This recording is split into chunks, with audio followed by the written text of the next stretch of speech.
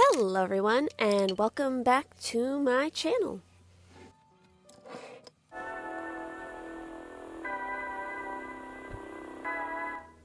So, it's definitely been quite a while since I last did a video like this, as in an art video.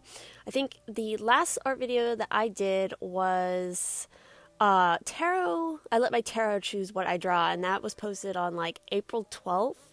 But if you've been following my channel, then you'll see that it's still been active.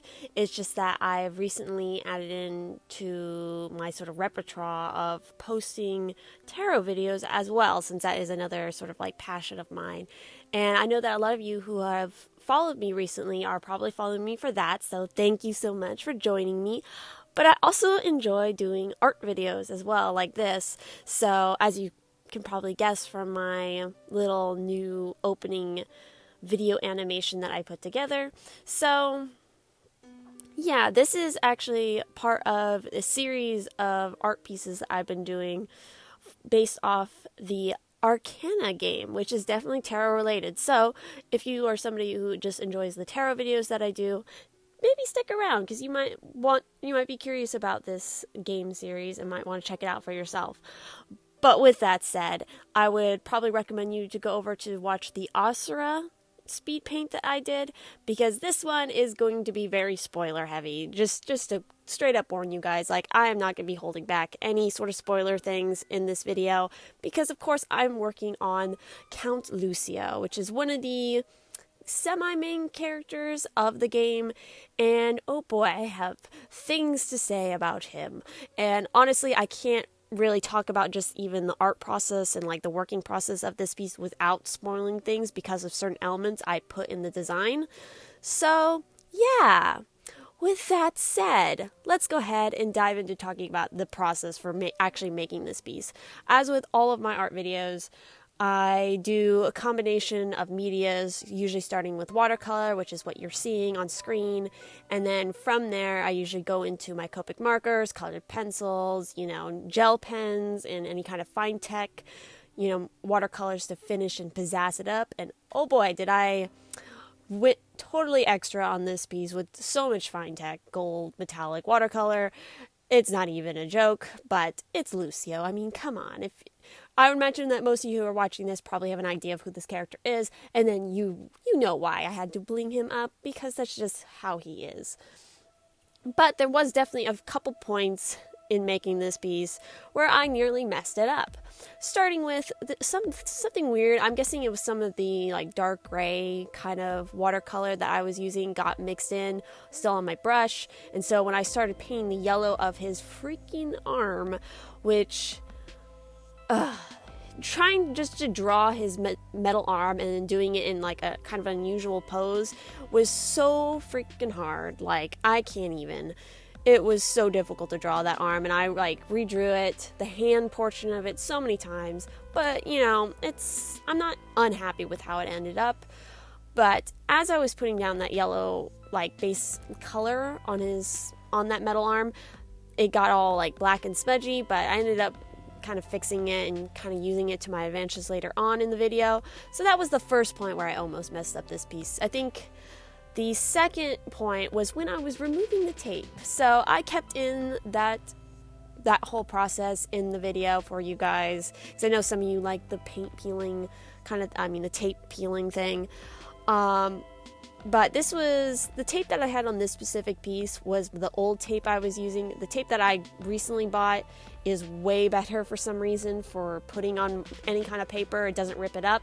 But this tape, oh boy, it does rip it up. And it nearly ripped off some of the like actual painted portions of the piece, which freaked me out. But I was very careful, because I knew that this tape did that, because I've been using it for a while.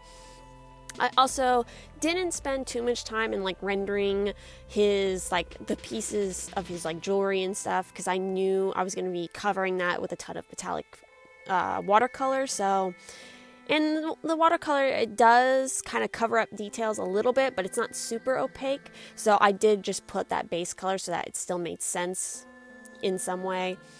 So yes, that was most of the process for putting together this piece. I would say, Oh, okay. So going kind of into spoilers and more details about Lucio. So certain elements I chose for this specific piece was one, that the outfit that he's wearing is from an actual scene in the game. Of we see a portrait of him that he commissioned for of himself, of course, of like after he won a certain battle. So it's this really dramatic red piece, and I wanted to do that. But unlike in the painting, I kept his eye red, like how you see throughout most of the game. And then some details that were not actually on the painting outfit that I'm basing this outfit in this fan art piece was the brooch that I put on, like his fur piece right there, which is a beetle. And for anybody who is not aware of that, or hopefully you are aware of that if you're still listening to this, is that the big thing that we learn about Lucio in the game is that he is the cause of the plague, like legit. He is the reason the plague is brought onto the city. And so, as we know, if we played the game, the plague is kind of represented, it is represented by it, but it's also not. It's like the actual physical thing, or these red beetles, which we learn more about. So that's why I put that red beetle. Originally, I was going to have it like him holding it in his metal arm, clawed hand, but I was having way too many problems just drawing the hand itself and the metal arm. So it's like, how about no? Let's just stick it somewhere else. Because I definitely wanted to keep that element because I liked it. And I thought it was a nice little nod to sort of that, revealed detail when you're playing through the game. I think you really first learn about that, or at least I remember first learning about that detail playing Asura's route. Not too far into his route, actually. And then, so with that said, and then of course the other detail that I added in was the chains. So that is a specific nod to something from the game, and that is of course the devil's chains. Because if you played the game, you know that Lucio is very tied to the devil character, the Arcana, tarot card, that and the Fool card. So throughout the game, and then you learn once you sort of play through, that's sort of the MC, the main character's powers, that they're able to break the devil's chains that he has on these certain individuals throughout the game who are kind of like semi-demons, kind of antagonists. And I definitely wanted to add that element in because it is tied to Lucio. He has his own bound chains to himself. But I would definitely say that overall Lucio is he's simultaneously a very complicated character and a very not complicated character. He's very ego-driven, he's narcissistic, he's just all around a horrible character. He's also kind of a coward. Even though we hear about these stories where he was in fighting wars and being a warrior and stuff, we really don't see much of that throughout most of the gameplay and the interactions with him. Where we do kind of get a hint of that is the side story that the Arcana crew behind the game posted not too long ago. It shows this sort of period in time in the past where Lucio, I forget which birthday it was, maybe his like 18th birthday, 19th birthday, some major birthday point, and we actually meet his mother. We hear about his like father, they were part of this warrior tribe of people, and that is when we really learn that Lucio has just been a shit character forever. His personality is just absolutely horrible, which makes it so conflicting because there's some really nice fan art of him, if you catch my drift.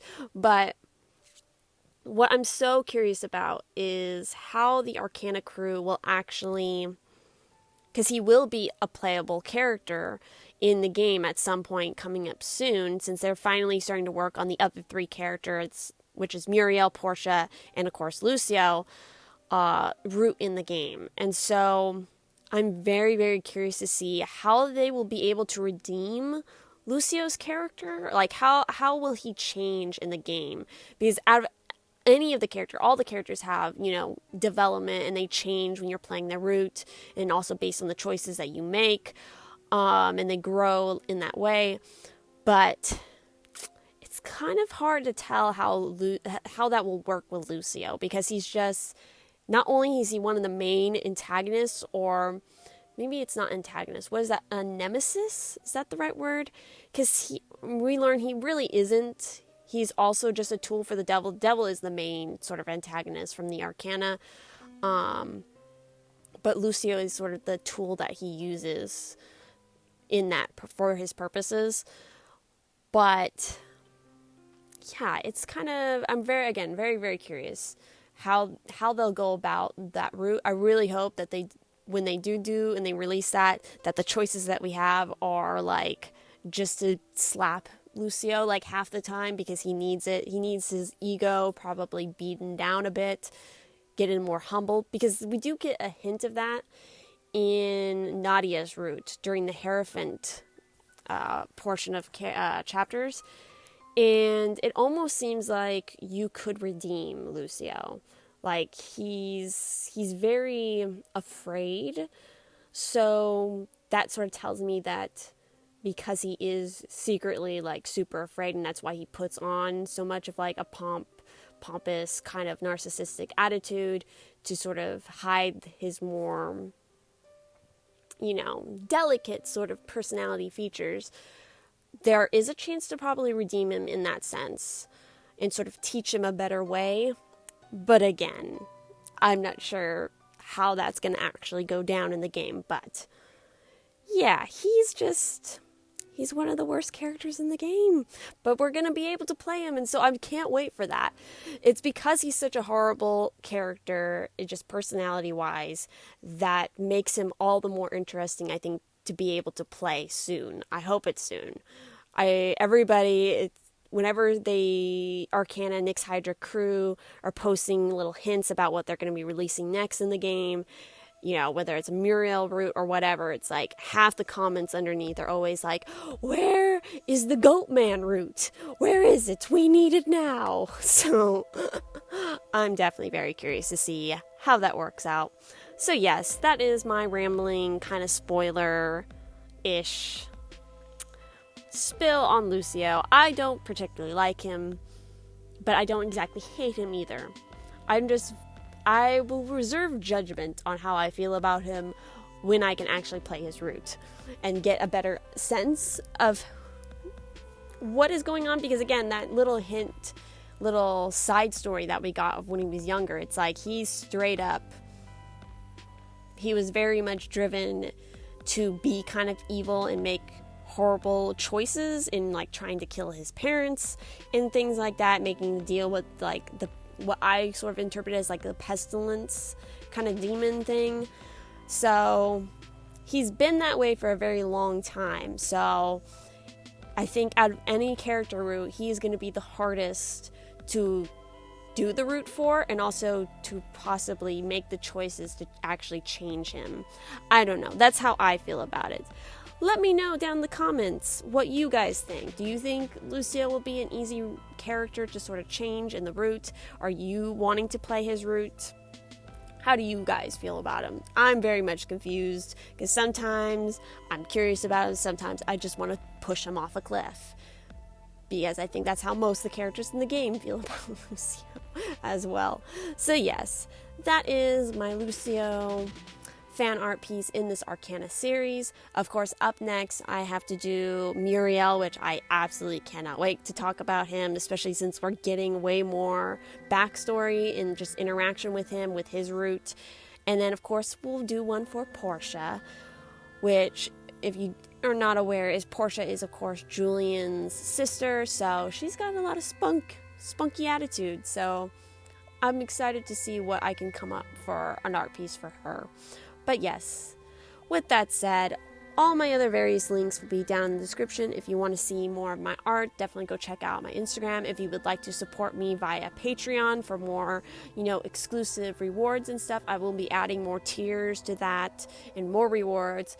Or if you just want to do like a one-time donation kind of thing, check out my Ko-fi.